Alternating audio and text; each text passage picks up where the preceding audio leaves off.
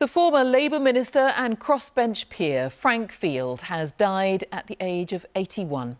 Lord Field was a leading voice on welfare reform and a campaigner on poverty for much of his career. And he was one of the longest-serving MPs, representing Birkenhead in Merseyside for 40 years. Our political correspondent Damien Grammaticus looks back at his life.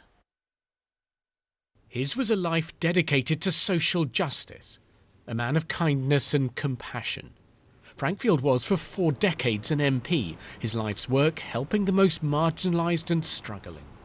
I came into Parliament something like 35 years ago, and if you said to me that 30 years or so later we'd have a society in which not only just some people, but an increasing number of people were using food banks, I would have thought you didn't lack sound judgment. His sharp intellect, independent spirit made him a formidable campaigner against hunger, food poverty, climate change.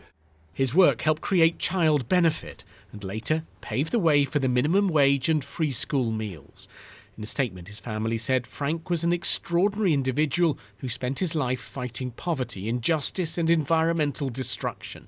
His decency and faith in people's self-interested altruism made a unique contribution to British politics. Frank Field was a minister in Tony Blair's government, but only briefly. His principles made him independent-minded, sometimes uncompromising. He quit Labour when Jeremy Corbyn was leader, saying the party had become a force for anti-Semitism in politics, then joined the Lords.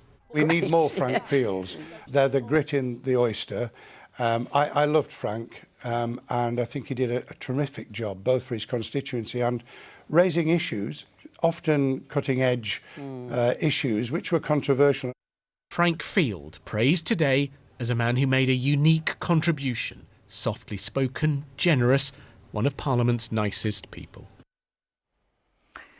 Lord Field, Frank Field, who's died at the age of 81.